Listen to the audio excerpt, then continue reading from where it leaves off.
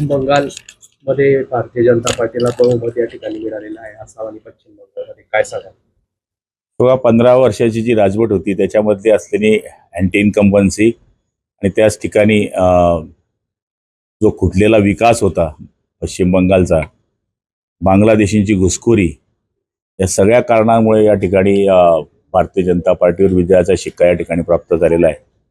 Generally तुमच्या सगळ्या चॅनलकडून किंवा रिपोर्टिंगकडून पाहिलं तो हिंदू टक्का आहे तो जास्त प्रमाणामध्ये भारतीय जनता पार्टीकडे गेलेला आहे.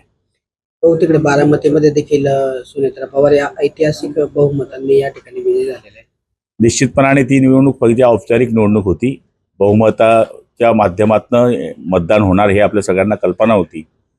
बिनविरोध निवडणूक व्हावी अशी सगळ्यांची इच्छा होती, पण नाईलाजाने ती निवडणूक लादण्यात आली आणि दादांना श्रद्धांजली म्हणून किंवा दादांवर असलेलं प्रेम हे बारामतीने पुन्हा सिद्ध केलेलं आहे.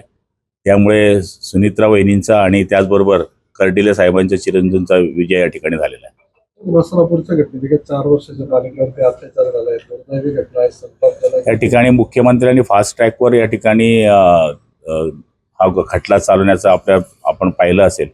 मला तरी असं वाटतं की महिन्याभराच्या आत या माणसाचा निकाल लावला पाहिजे आणि अशा वृत्तींना ठेचलं पाहिजे. आदिवासी पाड्यांमध्ये काही ठिकाणी आपली जलयोजना योजना जी आहे ती मंजूर करण्यात आलेली आहे. चारमळी गाव जे आहे आदिवासी पाडा आहे, 2023 रुपये योजना तिथे प्रारंभ करण्यात आली, पण ठेकेदारांनी मात्र काम बंद केल्यामुळे ती योजना रखडली आहे. निश्चितपणाने काही ठिकाणी आता आपण पाहिलं असेल की जवळपास 26,000 योजना आपल्या 52,000 पैकी पूर्ण झालेल्या आहेत.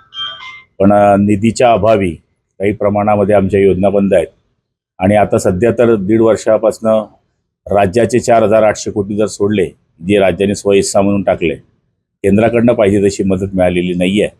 त्यामुळे जवळपास 70 ते 80% योजना बंद आहेत. त्यामुळे साहजिक पाण्याची टंचाई आहे. तिथं महिलांना अक्षरशः पाण्याच्या पिण्यासाठी 1.5-3 किलोमीटर पायी अंडे घेऊन जावं लागतं. आपल्या सूचनेवरून उद्याच्या उद्याच मी त्याचा पाठपुरावा करेल आणि जर तात्काळ तिथे दुसरी कुठलीच व्यवस्था होत नसेल तर टँकर सुरू करण्याचा या ठिकाणी मी आश्वासन देतो. आल्या की मोदी शहा सरकारवर तळ ठोकून बसतात, ज्या ठिकाणी निवडणूक आहे त्या ठिकाणी तळ मांडला असं त्यांना कोणी मना केलं? त्यांच्याकडे तळच नाही तर ते ठोकतील कुठे? काय सल्ला देणार? आता पराजय झाल्यानंतर वेगळ्या वेगळ्या करायचा. आता जो तो त्याच्या पक्षाकरता करत असतो. हेच जर आपण शिवसेनेकरता केलं असतं तर आज हे जे उठाव झाला तो झाला नसता. शिवसेना एक संघ राहिली असती. ज्यांना तळच नाही त्यांनी ठोकायचा विषय करायचाच नाही.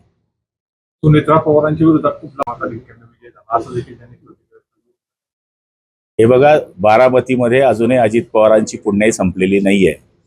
अजित पवारांची पुण्याई आहे, राऊतांची काय पुण्याई आहे? फक्त त्यांना शिवसैनिकांनी दिलेली खासदारकी ही शिवसैनिकांच्या पुण्याईमुळे मिळाली आहे.